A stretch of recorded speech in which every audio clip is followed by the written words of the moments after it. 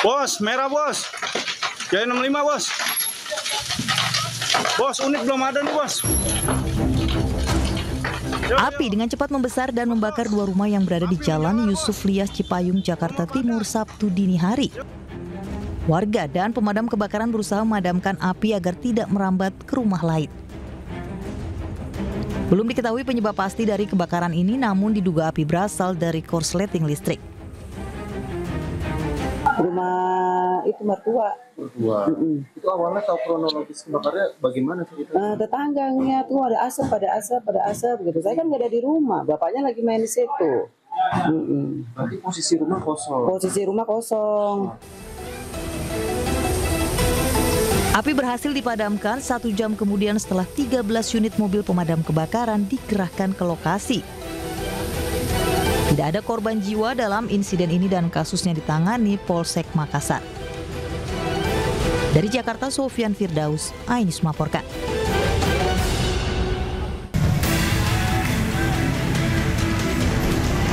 Dua kelompok remaja ini saling serang menggunakan batu, tokat kayu, dan senjata tajam dalam aksi tawuran yang terjadi di Jalan Dewi Sartika, Kramat Jati, Jakarta Timur, Jumat malam.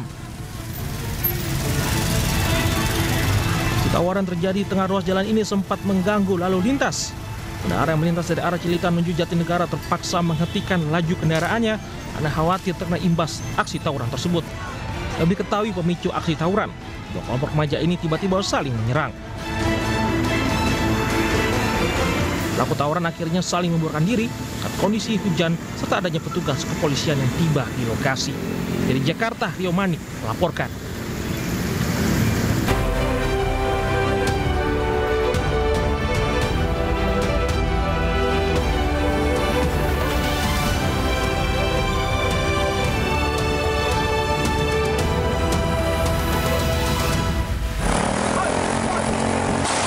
Aksi penangkapan pelaku curanmor diwarnai kejar-kejaran dan tembakan peringatan di kota Medan, Sumatera Utara.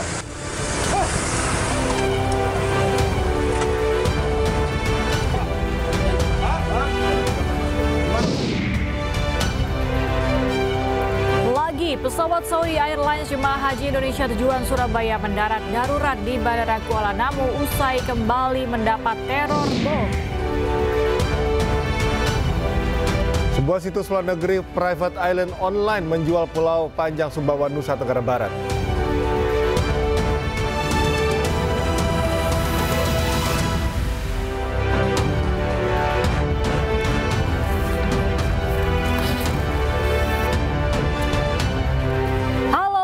Pagi pemirsa, News Pagi kembali hadir melengkapi informasi Anda pagi hari ini. Selain 3 berita utama tadi, sejumlah informasi menarik lainnya juga telah kami siapkan untuk Anda. Bersama saya, Cikal Multazam. Dan saya Galuh Pandu, inilah iNews Pagi selengkapnya.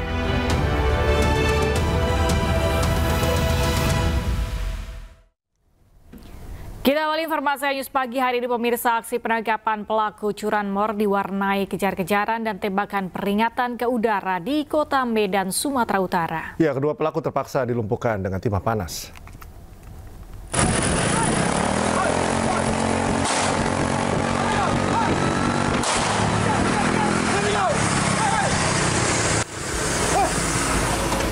Aksi kejar-kejaran yang diwarnai tembakan peringatan mewarnai penangkapan pelaku pencurian motor di kota Medan, Sumatera Utara.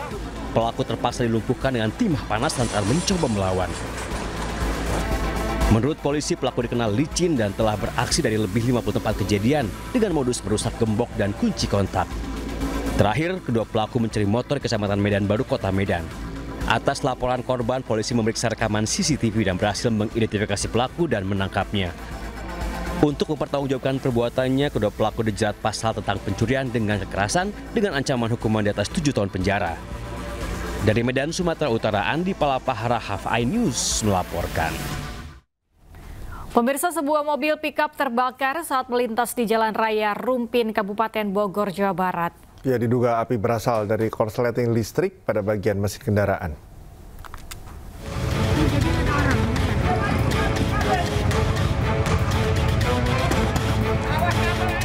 Inilah video amatir warga yang memperlihatkan sebuah mobil pickup yang terbakar saat melintasi Jalan Raya Rumpin, Kabupaten Bogor, Jawa Barat. Beruntung sopir pickup tersebut berhasil menyelamatkan diri. Diduga api berasal dari korsleting listrik pada bagian mesin kendaraan. Besarnya kobaran api membuat kendaraan dari Cicangkal menuju Rumpin tak berani untuk melintas. Dengan alat seadanya warga berupaya memadamkan api. Sementara itu api berhasil dipadamkan 1 jam kemudian oleh warga dan beruntung tidak ada korban jiwa dalam peristiwa ini. Jadi mobil ini sebenarnya korsleting apa nih Pak? Oh ini alat apa nih Pak?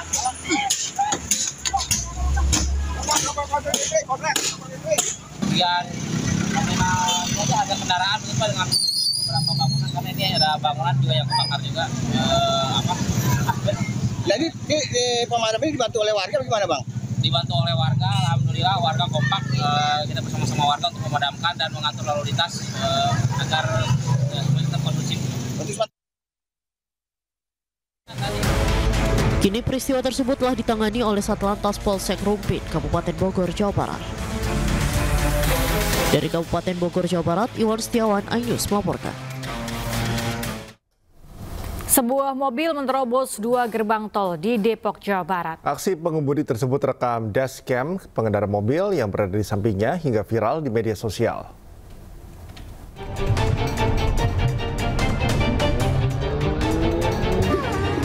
Inilah rekaman pengemudi minibus warna putih dengan plat nomor polisi B2829UIL menerobos gerbang tol Cisalak 1, Depok. Tanpa membayar tol, pengemudi ini masuk tol Cinere Jagorawi dengan memepet mobil yang ada di depannya. Saat palang gerbang tol terbuka untuk mobil bak yang ada di depannya, tanpa memberi celah, pelaku langsung ikut melintas gerbang tol. Hal serupa juga dilakukan saat hendak keluar tol Cimanggis 2. Aksi tak terpuji dilakukan pengemudi yang belum diketahui identitasnya. Dari Depok, Jawa Barat, Iyung Rizky, iNews melaporkan. Pesawat pengangkut jemaah haji asal Indonesia yang kembali ke tanah air kembali mendapat teror bom. Pesawat tujuan Jeddah Surabaya itu pun mendarat darurat di Bandara Internasional Kuala Namu dari Serdang, Sumatera Utara pada Sabtu pagi.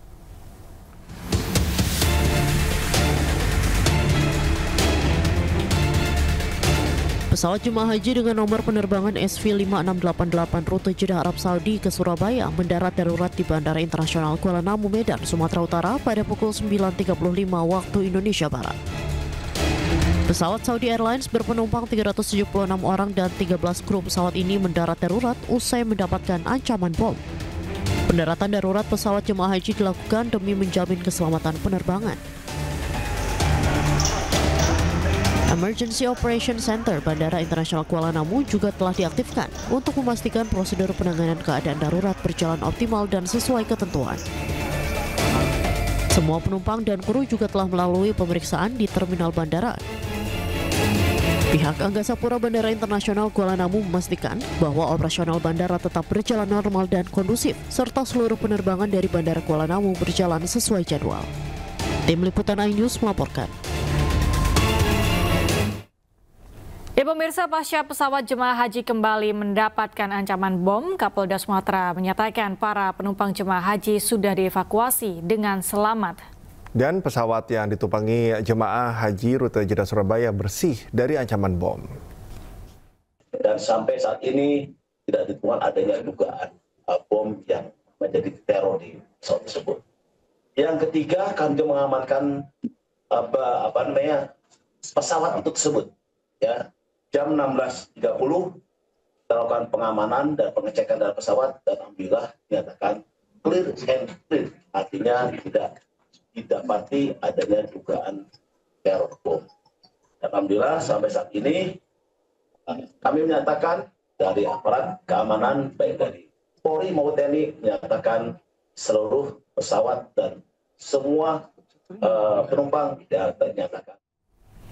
Pemirsa, 376 penumpang Saudi Airlines yang mendarat di Bandara Kuala Namu sudah dievakuasi dan dipindahkan ke hotel. Rencananya jemaah haji kloter 33 debarkasi Surabaya ini akan dipulangkan pada Minggu dini hari.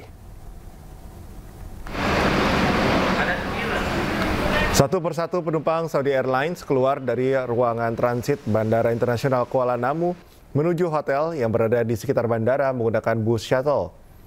Sejumlah penumpang mengaku awalnya tidak mengetahui bahwa ada ancaman bom dalam pesawat yang mereka tumpangi.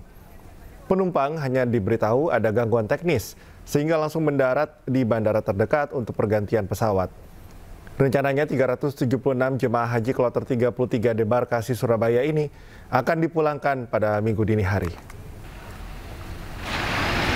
Tidak ada pemberitahuan resmi dari maskapai, kita transit langsung suruh keluar. Pak, kalau Bapak sekarang udah tahu Pak apa kenapa nih? Belum tahu. Tapi tadi ada informasi ada sabotase dari orang luar dari seperti itu aja. Seperti yang kemarin. Jadi ini sudah diketahui kapan? Polri telah melakukan koordinasi dengan Biro Investigasi Federal Amerika Serikat untuk memeriksa email pengirim ancaman bom pada Selasa lalu terhadap pesawat Saudi Airlines.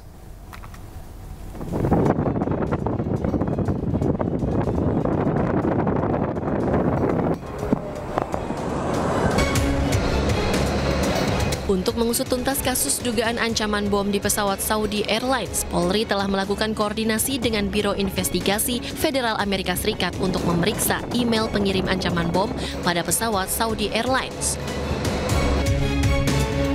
Hal tersebut disampaikan Kapolri Jenderal Polisi Listio Sigit Prabowo usai menghadiri pembukaan Bayangkara Sport Day 2025 Jakarta. Kapolri menambahkan, Polri menemukan ada ketidaksesuaian identitas pengirim email, karena itu kasus ini masih diinvestigasi mendalam. Ini kita sedang berkoordinasi dengan FBI untuk meneliti email yang ada. Sementara kita dapati email yang dikirim tidak sesuai dengan nama dimaksud, sehingga kita sedang melakukan pendalaman lebih lanjut. Alamat emailnya tidak sesuai dengan si pemilik email. Tapi untuk asal emailnya sudah ketahuan? Sudah. Ada di wilayah Saudi dan tadi yang kita dalami. Ya, kita tentunya bekerja sama dengan FBI. Ini masuk wilayah hukum Indonesia atau masih di luar itu, semuanya sedang kita lakukan pendalaman lebih lanjut.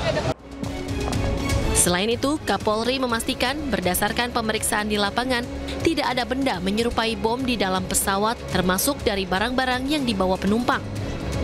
Dari Jakarta, Rizky Ihwal, iNews melaporkan. Rasa khawatir menyelimuti keluarga salah seorang jemaah haji penumpang pesawat rute Jeddah Surabaya yang mendapatkan ancaman bom. Awalnya, Handayani dan keluarga tidak mengetahui pesawat yang ditumpangi suaminya mendapat ancaman bom hingga terpaksa mendarat darurat di Bandara Internasional Kuala Namu, Deli Serdang, Sumatera Utara pada Sabtu pagi. Hal itu baru diketahui saat dirinya datang ke asrama haji Sukolilo, Surabaya untuk menjemput sang suami Suwarno yang sebelumnya dijadwalkan tiba dari Tanah Suci pada Sabtu sore.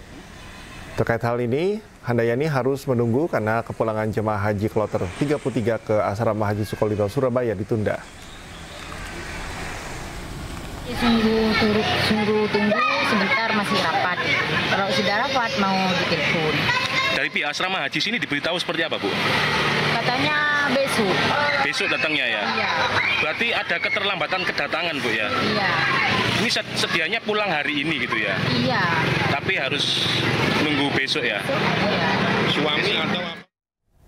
Sebelumnya pada Selasa 17 Juni lalu, pesawat Saudi Airlines yang mengangkut ratusan jemaah haji Indonesia asal Depok dan Bekasi, Jawa Barat juga mendarat darurat di Bandara Kuala Namu, Medan, Sumatera Utara.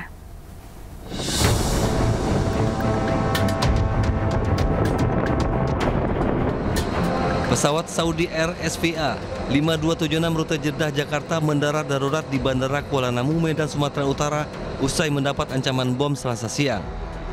Ancaman diterima pilot saat pesawat telah lepas landas dari Bandara Jeddah, Arab Saudi. Pesawat Saudi Airlines tujuan Jakarta ini mengangkut 442 jemaah haji asal Depok dan Bekasi. Penumpang pesawat terdiri dari 207 lelaki dan 235 perempuan serta 18 kru pesawat. Pihak kepolisian memastikan jika pesawat dinyatakan aman dari ancaman bom. Polisi juga masih melakukan penyelidikan terkait ancaman bom dengan berkoordinasi dengan pihak Jeddah. Saat ini posisi pesawat dinyatakan clear, baik dari kabin maupun dari barang-barang yang diangkut di pesawat. Dan kami masih lakukan pendalaman terhadap barang bawaan dari para jemaah haji yang berada di Jeddah. Sementara terkait dengan kronologis dan latar belakangnya masih kita dalami, karena ini masih dalam pendalaman dari informasi dari Jakarta dan Jeddah. Para penumpang sudah dievakuasi dan menginap di salah satu hotel di Deli Serdang.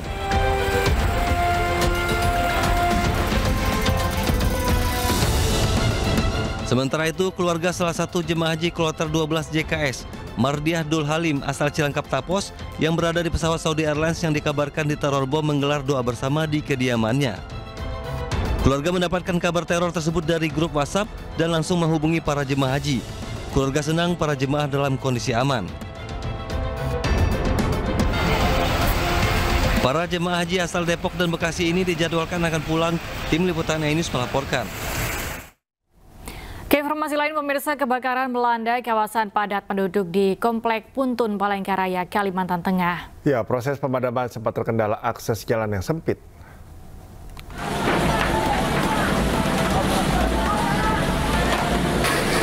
Warga dibuat panik saat api secara tiba-tiba membakar salah satu rumah.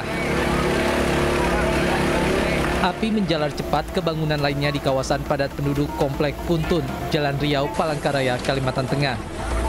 Api dengan mudah membesar karena sebagian besar rumah di lokasi tersebut terbuat dari kayu dan berdempetan. Tim Dinas Pemadam Kebakaran Kota Palangkaraya segera diterjunkan ke lokasi dibantu oleh personel Damkar Dinas Kehutanan, Badan Penanggulangan Bencana Daerah, serta relawan dari Barisan Pemadam Kebakaran Swakarsa.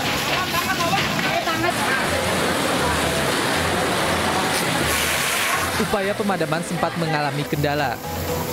Akses jalan yang sempit membuat mobil pemadam tidak dapat menjangkau titik api. Petugas dan relawan akhirnya menggunakan mesin pompa portable dengan sumber air dari Sungai Kahayan. Usai 2 jam berjibaku, api akhirnya berhasil dipadamkan.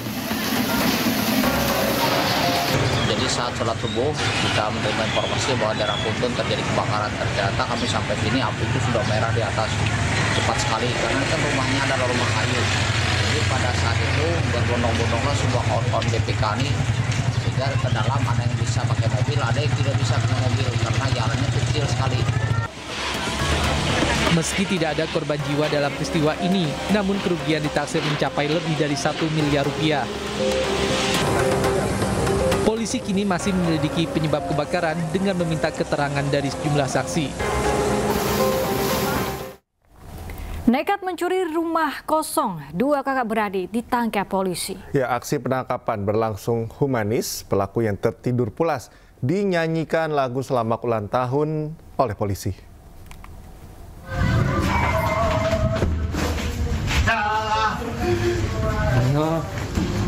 Halo, selamat ulang tahun. Selamat ulang tahun.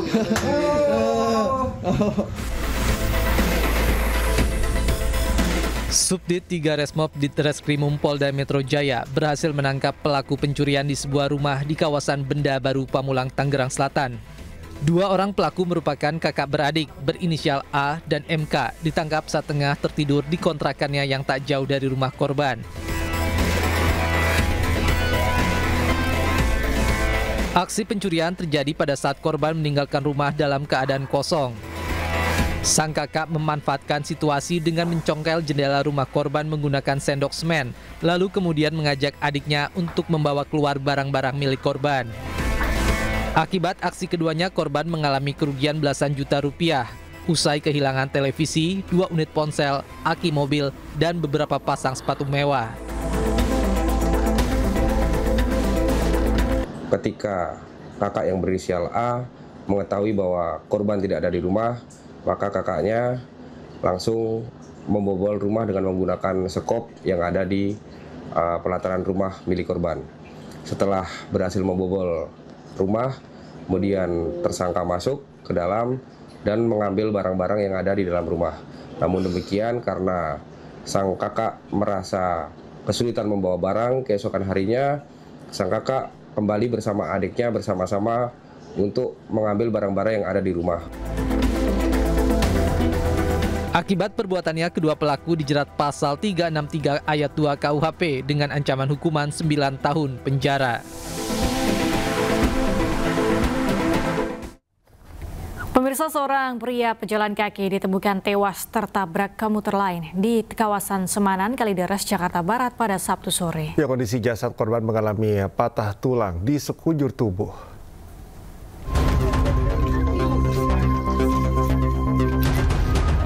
Warga di kawasan Semanan, Kalideres, Jakarta Barat ini dikejutkan dengan penemuan mayat seorang pria berusia 50 tahun. Pria bernama Mayan asal kampung Malang, Semanan, Kalideres ini tewas tertabrak kereta komuter lain jurusan Tangerang menuju Duri. Diduga korban tidak melihat kereta datang saat ia tengah melintas. Korban lalu terlindas hingga mengalami patah tulang di sekujur tubuh. Jadi kronologinya si bapak ini sedang melintas ke rel kereta. Nah, ada kereta dari arah Poris, Tangerang menuju ke Duri, stasiun Duri. Terus lagi melintas. Petugas identifikasi langsung melakukan olah tempat kejadian perkara. Saat korban lalu dievakuasi ke Rumah Sakit Polri Kramat Jati untuk melakukan otopsi. Kasus ini dalam penyelidikan Satreskrim Polres Metro Jakarta Barat.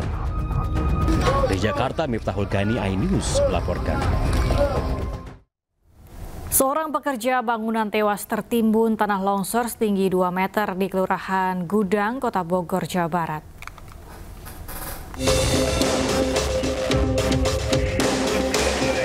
Petugas damkar Kota Bogor dibantu para pekerja mengevakuasi seorang pekerja bangunan yang tertimbun reruntuhan material tanah.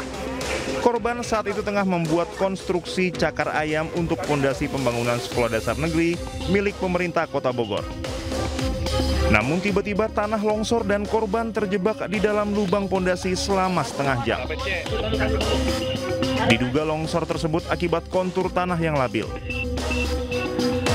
Karena itu kedalamannya sangat dalam, ya istirahat dulu, terus ngobrol begini, dia posisi kan begini, dia itu posisinya miring begini, dia terus begitu kita pada ngobrol, tiba-tiba langsung jatuh, terus aja itu. Jadi kan nggak ada apa namanya, nggak ada aba-aba. Kalau kemarin-kemarinnya kan ada lihat tanah, pergerakan tanah itu bisa kelihatan. Langsung dipanggil, suruh minggir dulu. Kalau itu kan kepanjangan 6 meter, tanah langsung jatuh. Saya mendapat informasi bahwa ada kejadian longsor di lokasi pembangunan SDN Gang Aut. Saya kebetulan langsung meluncur ke sini dan di TKP kebetulan sudah dibawa. Untuk korban berjumlah 1 orang bernama Iwan Setiawan, tadi dievakuasi ke rumah sakit Pania, dan setelah informasi 1 jam kemudian ada informasi bahwa beliau meninggal dunia. Korban yang berhasil dievakuasi petugas meninggal dunia saat tengah menjalani perawatan di rumah sakit karena mengalami luka dan sesak nafas. Ke informasi berikutnya, pemirsa, seorang pengedar sekaligus kurir narkoba jenis sabu dibekuk polisi di sebuah indekos di kawasan Mangga Besar, Jakarta Barat. Ya.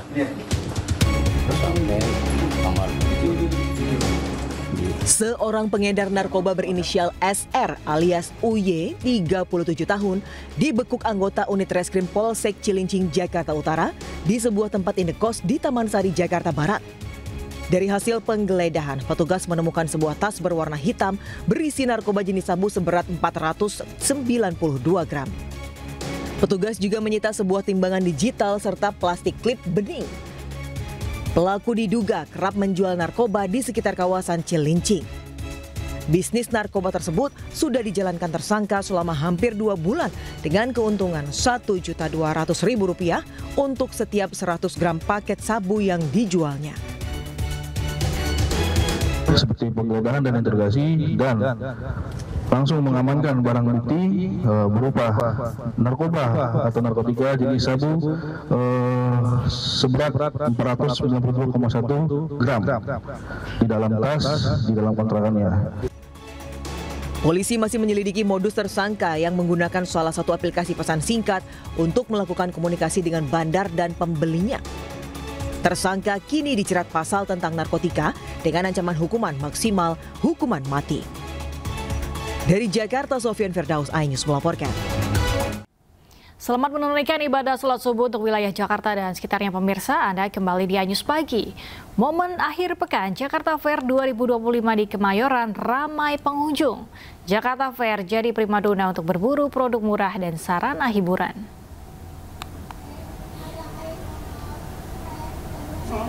Sejumlah masyarakat nampak antusias menikmati hiburan dan pameran di Jakarta Fair 2025 pada Sabtu sore.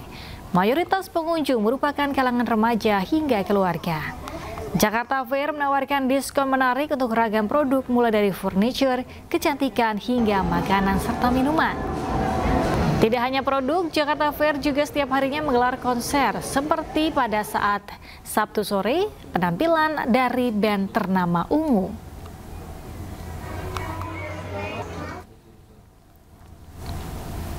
Dan pemirsa, untuk mengetahui suasana keseruan di Pekan Raya Jakarta, berikut laporan dari rekan kami Syahriza Zanski.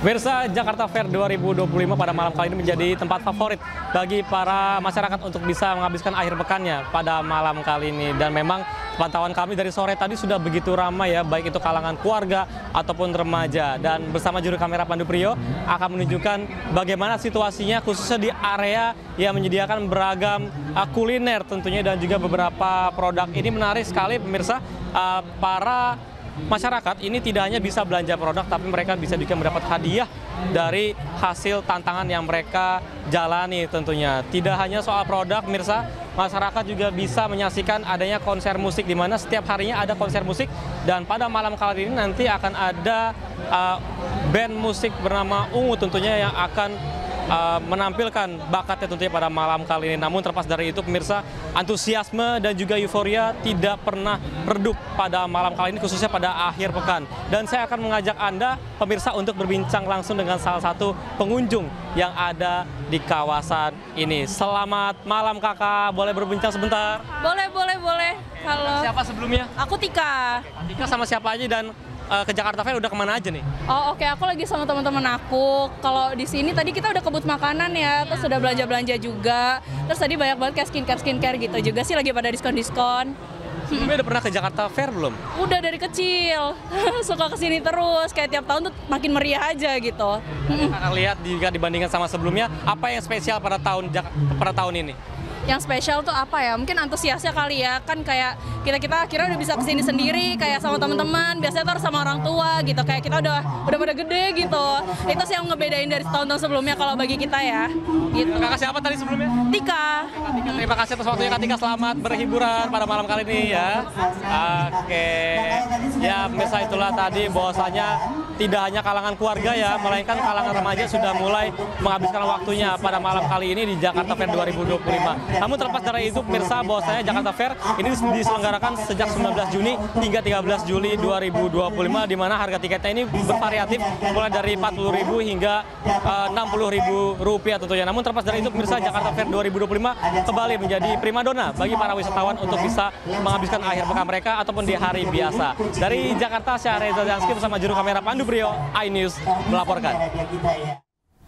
Ya, Pekan Raya Jakarta atau Jakarta Fair Kemayoran 2025 menggelar pesta kembang api dalam rangka memperingati hari ulang tahun Kota Jakarta yang ke-498. Acara ini mendapat sambutan meriah dari pengunjung.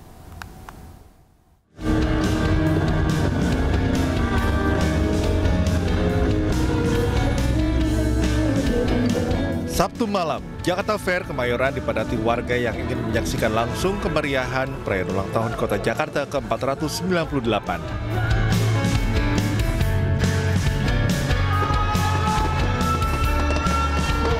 Salah satu momentum yang paling dinanti adalah pertunjukan kembang api yang menghiasi langit ibu kota. Wakil Gubernur Jakarta Rano Karno turut hadir dalam acara ini bersama dengan tokoh lain seperti mantan Gubernur Jakarta Sutioso yang langsung membuka pertunjukan kembang api.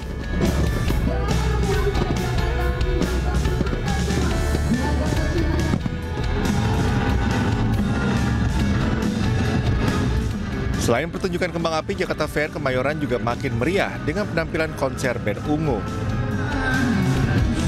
Hal ini membuat fans Ungu terkesan dengan perayaan Jak Fair 2025.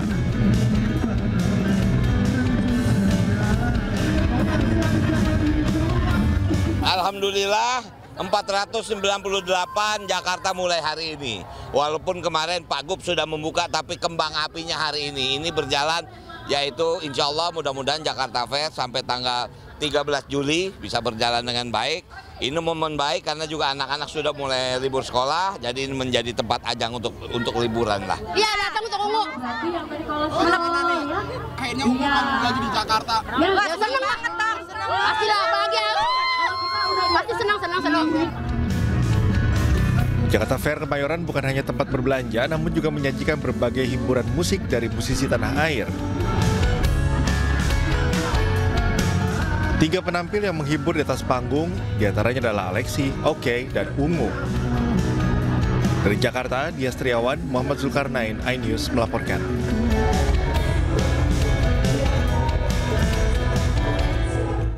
Pemirsa, melalui media sosial Instagram, Deddy Mulyadi, Gubernur Jawa Barat, membagikan komentar kedatangannya atau momen kedatangan dari tamu spesial. Ayo, Mas, makan apa, Mas? Makan sambalnya bikinan. Ini saya di sini bikin sambal. Pura-pura bisa. Raus pisan ya. Waduh. Selamat siang pokoknya. Kedatangan putra semata wayang Presiden Prabowo yakni Didit Hedi Prasetyo bersama selebritas Happy Salma di kediaman Deddy Mulyadi di Lembur Pakuan, Subang, Jawa Barat. Momen tersebut nampak begitu santai dan hangat, bahkan KDM menyempatkan diri membuat sambal secara langsung untuk tamu spesialnya. Kebudayaan.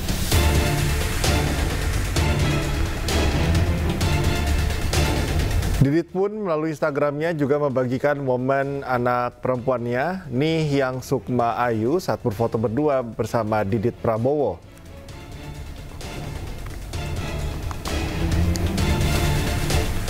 Foto ini juga nampak dipost ulang dalam unggahan media sosial Instagram Didit Prabowo.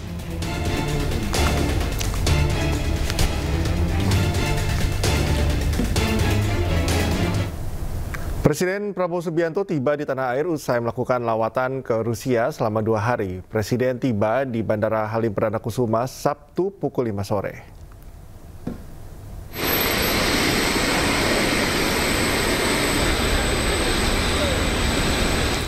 Presiden Prabowo resmi mengakhiri kunjungan kenegaraannya di Federasi Rusia.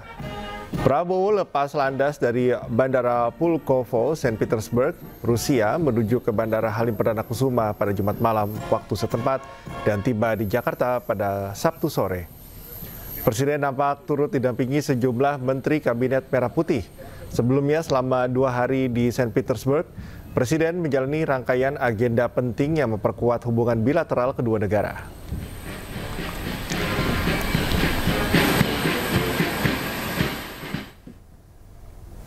Presiden Prabowo Subianto menegaskan seluruh pihak berusaha meredakan ketegangan antara Iran dan Israel.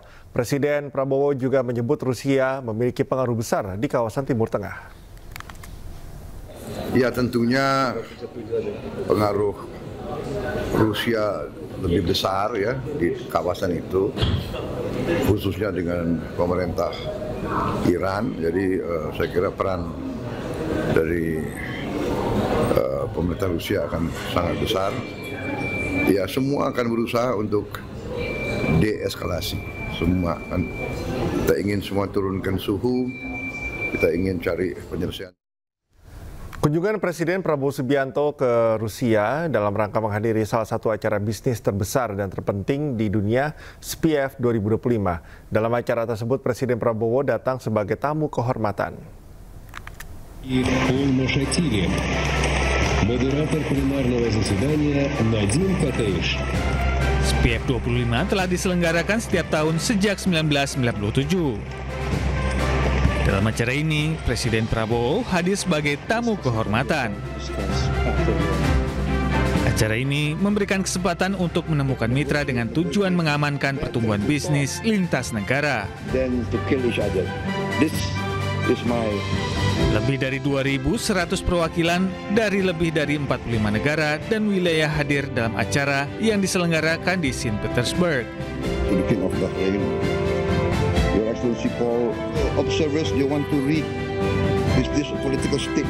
Di mana sejak 2026 acara ini rutin diselenggarakan di bawah naungan Presiden Federasi Rusia. Dari Saint Petersburg, Rusia, tim iNews melaporkan.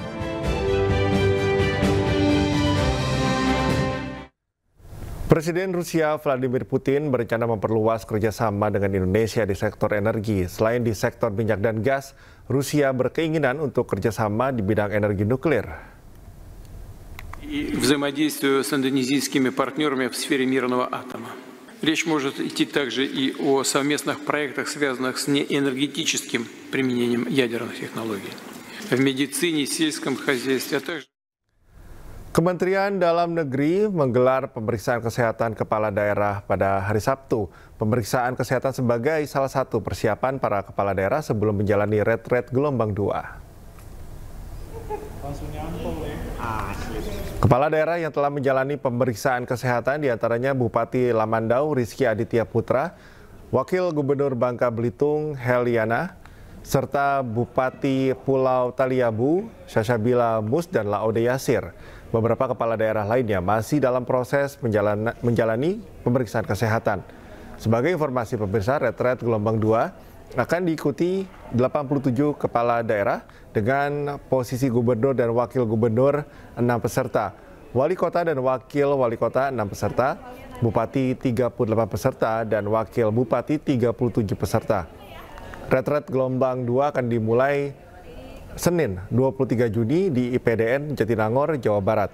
Pemeriksaan ini dipantau langsung Wamendagri Bima Arya.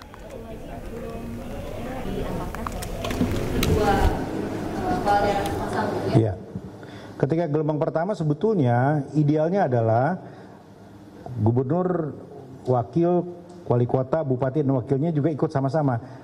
Tetapi tidak memungkinkan secara teknis dari segi tempat, biaya, dan lain-lain.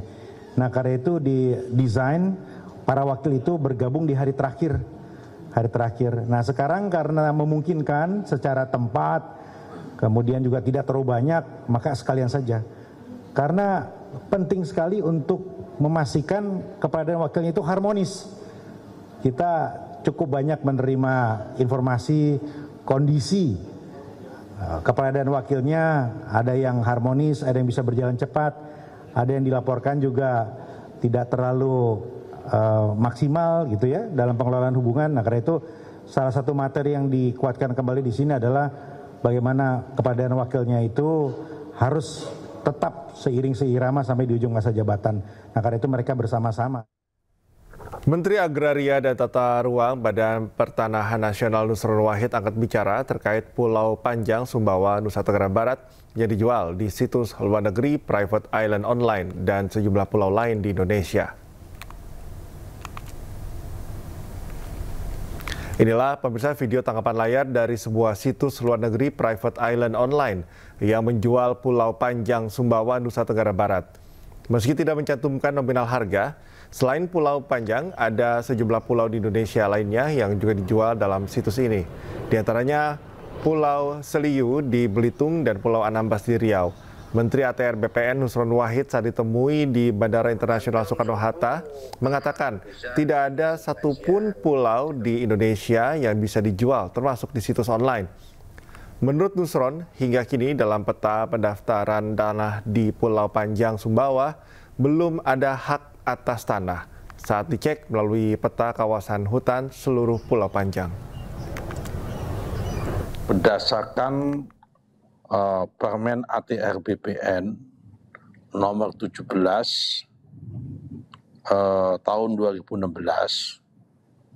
pasal 9 mengatakan bahwa penguasaan atas pulau-pulau kecil tidak boleh dikuasai atau dimiliki seluruhnya oleh perorangan atau oleh badan hukum. Pulau Panjang sudah kita cek dalam peta pendaftaran tanah di Pulau Panjang Sumbawa, sampai saat ini belum ada hak atas tanah di atasnya. Kenapa? Karena setelah saya cek, kawasan Pulau Panjang itu masuk kawasan hutan seluruh. Guru Besar Ilmu Hukum Universitas Al-Azhar Profesor Suparji Ahmad menilai kasus ijazah Jokowi berlarut-larut dan menguras energi. Suparji pun berharap polisi segera menentukan ada tidaknya unsur pidana dalam kasus ini agar tercipta kepastian hukum.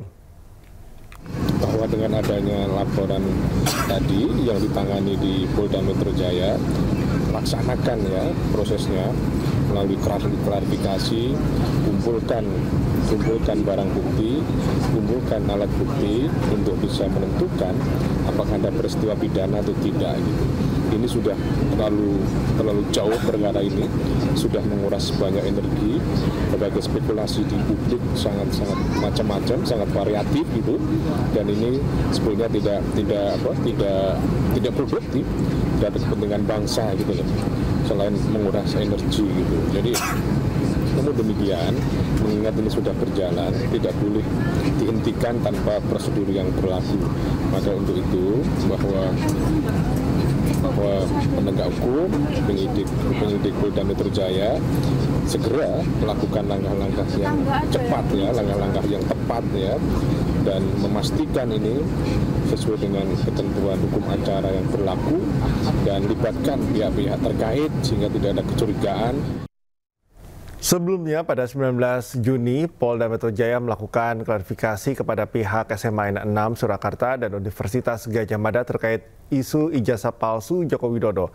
Klarifikasi tersebut merupakan bagian dari proses penyelidikan atas kasus yang telah memicu kegaduhan publik.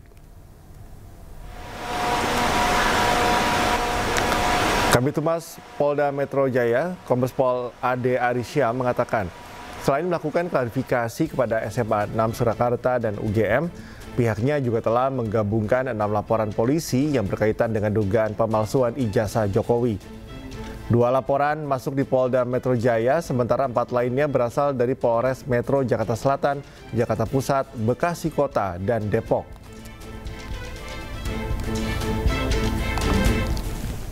Apa yang dilakukan penyidik beberapa hari terakhir ini adalah melakukan klarifikasi terhadap pihak SMA, sebuah SMA negeri di Surakarta. Kemudian ada melakukan klarifikasi juga terhadap pihak sebuah universitas di Yogyakarta. Ya, ini merupakan bagian dari proses pengumpulan fakta-fakta dalam tahap pendalaman, yaitu proses penyelidikan. Jadi proses ini masih berlangsung. Komisi 3 DPR RI memberi penilaian atas putusan Majelis Hakim Pengadilan Niaga Jakarta Pusat terkait kasus hak cipta yang menimpa penyanyi Agnes Monica atau Agnes Mo. Komisi 3 menyimpulkan putusan hakim atas perkara Agnes Mo tidak sesuai aturan perundang-undangan. Bos, makasih ya. Dalam rapat dengar pendapat yang digelar Komisi 3 DPR RI bersama dengan Dirjen Kekayaan Hak Intelektual dan Badan Pengawas Mahkamah Agung Jumat siang, Ketua Komisi 3 DPR RI Habibur Rahman menerangkan jika keputusan Pengadilan Tata Niaga Jakarta Pusat diduga melanggar ketentuan perundangan. Hal ini terkait dengan kasus hak cipta dan royalti lagu milik penyanyi Agnes Mo dengan Ari Bias. Agnes Mo dinyatakan bersalah dan harus membayar royalti sebesar 1,5 miliar rupiah karena dianggap membawakan lagu berjudul Bilang Saja tanpa izin. Karena ini berbeda dengan apa yang diatur di undang-undang, ya, Undang-Undang Nomor 28 tahun 2014 yang mengatur bahwa pembayaran royalti itu lewat LMK. Ya. Lalu kami juga perlu menggarisbawahi bahwa putusan dalam perkara Agnes Monica di tingkat pertama tersebut hanya mengikat kedua belah pihak, tidak mengikat pihak-pihak lain. Jadi kami sosialisasikan juga, tadi juga Pak Dirjen Kekayaan Intelektual mensosialisasikan terhadap stakeholder hak cipta lainnya, tetaplah berlaku ketentuan ya nomor 28 tahun di Undang-Undang 28 tahun 2014 tentang hak cipta bahwa pembayarannya itu lewat LMK, lalu baru didistribusikan kepada para pencipta. Nah, ini sama-sama terus kita kawal agar tidak terjadi kegaduhan. Komisi 3 DPR juga meminta Mahkamah Agung untuk membuat surat edaran atau pedoman terkait panduan untuk penerapan Undang-Undang Nomor 28 Tahun 2014 tentang hak cipta dan ketentuan terkait hak kekayaan intelektual lainnya secara komprehensif, agar tidak ada lagi putusan yang tidak mencerminkan keadilan kepastian hukum. Namun hingga kini pihak Mahkamah Agung belum memberikan keterangan resmi terkait kasus tersebut. Selanjutnya, Komisi 3 meminta Ditjen Hak Kekayaan Intelektual Kementerian Hukum untuk mensosialisasikan secara luas terhadap semua pihak terkait mekanisme perolehan lisensi pengelolaan royalti. Dari Jakarta, Tim Liputan iNews melaporkan. Kembali di Anies pagi, 2 rumah yang ditinggal pemiliknya di Cipayung, Jakarta Timur ludes terbakar. Kebakaran diduga akibat korsleting listrik. Bos, merah bos. Jaya 65 bos. Bos, unit belum ada nih bos. Api dengan cepat membesar dan membakar 2 rumah yang berada di Jalan Yusuf Lias, Cipayung, Jakarta Timur, Sabtu dini hari. Warga dan pemadam kebakaran berusaha memadamkan api agar tidak merambat ke rumah lain. Belum diketahui penyebab pasti dari kebakaran ini, namun diduga api berasal dari korsleting listrik. Rumah itu mertua. Itu awalnya tahu kronologis kebakarnya bagaimana ceritanya? Tetangganya tuh ada asap begitu. Saya kan nggak ada di rumah, bapaknya lagi main di situ. Berarti posisi rumah kosong. Posisi rumah kosong.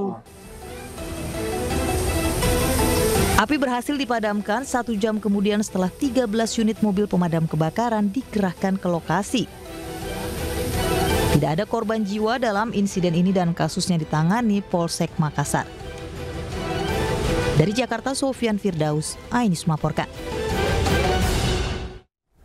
Pemirsa, aksi penangkapan pelaku curanmor diwarnai kejar-kejaran dan tembakan peringatan ke udara di Kota Medan, Sumatera Utara. Kedua pelaku terpaksa dilumpuhkan dengan timah panas.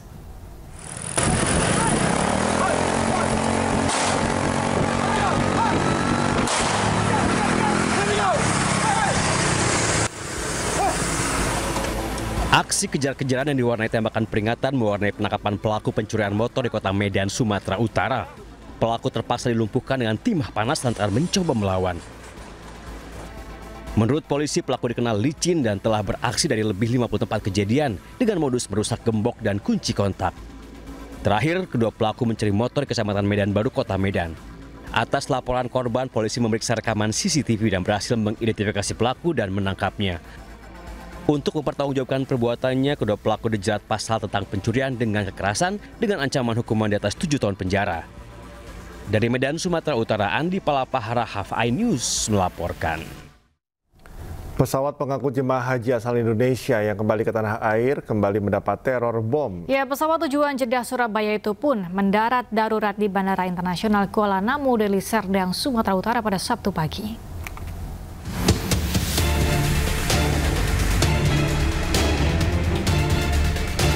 Pesawat jemaah haji dengan nomor penerbangan SV5688 rute Jeddah Arab Saudi ke Surabaya mendarat darurat di Bandara Internasional Kuala Namu, Medan, Sumatera Utara pada pukul 9.35 waktu Indonesia Barat. Pesawat Saudi Airlines berpenumpang 376 orang dan 13 kru pesawat ini mendarat darurat usai mendapatkan ancaman bom. Pendaratan darurat pesawat jemaah haji dilakukan demi menjamin keselamatan penerbangan. Emergency Operation Center Bandara Internasional Kuala Namu juga telah diaktifkan untuk memastikan prosedur penanganan keadaan darurat berjalan optimal dan sesuai ketentuan. Semua penumpang dan kru juga telah melalui pemeriksaan di terminal bandara. Pihak Angkasa Pura Bandara Internasional Kuala Namu memastikan bahwa operasional bandara tetap berjalan normal dan kondusif, serta seluruh penerbangan dari Bandara Kuala Namu berjalan sesuai jadwal. Tim Liputan iNews melaporkan. Pemirsa, pasca pesawat jemaah haji kembali mendapatkan ancaman bom, Kapolda Sumatera Utara menyatakan para penumpang jemaah haji sudah dievakuasi dengan selamat. Ya, dan berikut pesawat yang ditumpangi jemaah haji rute Jeddah Surabaya bersih dari ancaman bom. Dan sampai saat ini tidak ditemukan adanya dugaan bom yang menjadi teror di pesawat tersebut. Yang ketiga, kami mengamankan pesawat itu tersebut. Ya. Jam 16.30 kita lakukan pengamanan dan pengecekan dari pesawat dan alhamdulillah dinyatakan clear and clear, artinya tidak didapati adanya dugaan teror bom. Alhamdulillah sampai saat ini kami menyatakan dari aparat keamanan baik dari Polri maupun TNI menyatakan seluruh pesawat dan semua Sebanyak 376 penumpang Saudi Airlines yang mendarat di Bandara Kuala Namu sudah dievakuasi dan dipindahkan ke hotel. Rencananya jemaah haji kloter 33 di Barkasi Surabaya ini akan dipulangkan pada Minggu dini hari. Satu persatu penumpang Saudi Airlines keluar dari ruangan transit Bandara Internasional Kuala Namu untuk kemudian menuju hotel yang berada di sekitar bandara menggunakan bus shuttle. Sejumlah penumpang mengaku awalnya tidak mengetahui bahwa ada ancaman bom dalam pesawat yang mereka tumpangi. Penumpang hanya diberitahu ada gangguan teknis sehingga langsung mendarat di bandara terdekat untuk pergantian pesawat. Rencananya 376 jemaah haji kloter 33 di Barkasi Surabaya ini akan dipulangkan pada Minggu dini hari. Tidak ada pemberitahuan resmi dari maskapai, kita transit langsung suruh keluar. Pak, kalau Bapak sekarang udah tahu Pak apa kenapa nih? Belum tahu. Tapi tadi ada informasi ada sabotase dari orang luar dari seperti itu aja. Seperti yang kemarin. Jadi ini udah diketahui kapan mau